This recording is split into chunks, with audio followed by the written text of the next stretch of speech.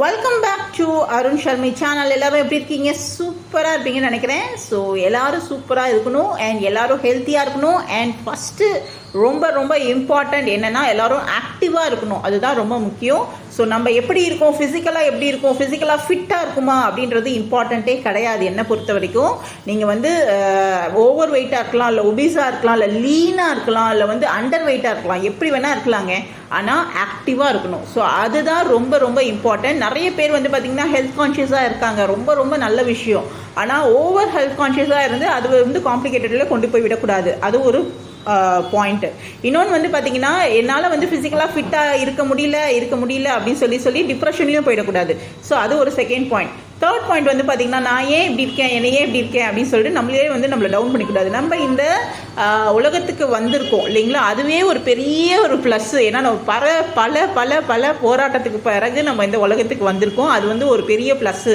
அது நம்மளுடைய இம்பார்ட்டன்ஸ் நமக்கு தெரிஞ்சாதான் நம்ம மற்றவங்களுக்கு நம்மளுடைய இம்பார்ட்டன்ஸை புரிய வைக்க முடியும் இல்லைங்களா. ஸோ எல்லாருமே இந்த உலகத்தில் இருக்கவங்க எல்லாருமே ப்ளஸ்ஸு தான்.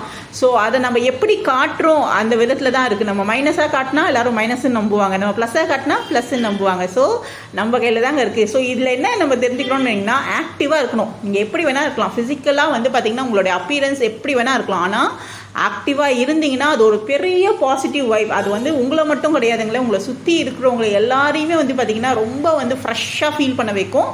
ஸோ எனக்கு மற்றவங்களை சிரிக்க வைக்க தெரியாதே, மற்றவங்களை ஜோவியலாக பேச தெரியாதே அப்படிலாம் கூட நீங்கள் ஃபீல் பண்ண வேணாம். நீங்கள் ஃபிசிக்கலாக ஆக்டிவாக இருந்து பாருங்கள்.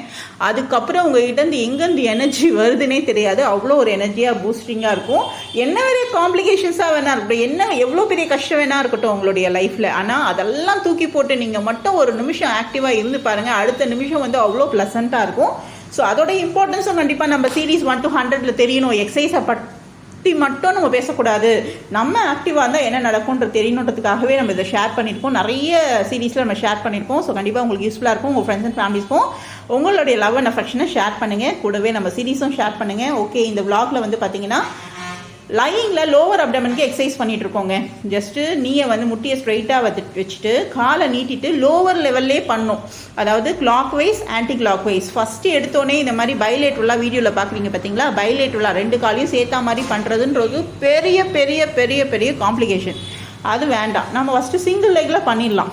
அதுக்கப்புறம் என்ன ஆகும், சிங்கிள் லெக்கில் பண்ணதுக்கப்புறம் clockwise and anticlockwise பண்ணதுக்கப்புறம் நம்மளுக்கு ரொம்ப ஃப்ளெக்சிபிள் ஆகிடும் இல்லைங்களா. அதுக்கப்புறம் 2 காலையும் சேர்த்து பண்ணலாம். அதாவது நீங்கள் என்ன பண்ணிட்டு இருக்கீங்க அப்படிங்கிற, நான் என்ன பண்ணுறேன் சும்மா தான் இருக்கேன் அப்படின்னு சொல்லாமல், நான் மூவ் பண்ணிகிட்ருக்கேன், நான் நடந்துட்டுருக்கேன், நான் இது பண்ணிகிட்ருக்கேன் அப்படின்னு சொல்லி பாருங்கள். ரொம்ப ப்ளஸ்ஸாக இருக்கும். அதாவது பெட்ரிடன் அண்ட் வீட்லேயே இருக்கவங்களுக்காக சொல்கிறேன். கண்டிப்பாக ஏதாவது பண்ணுங்கள்.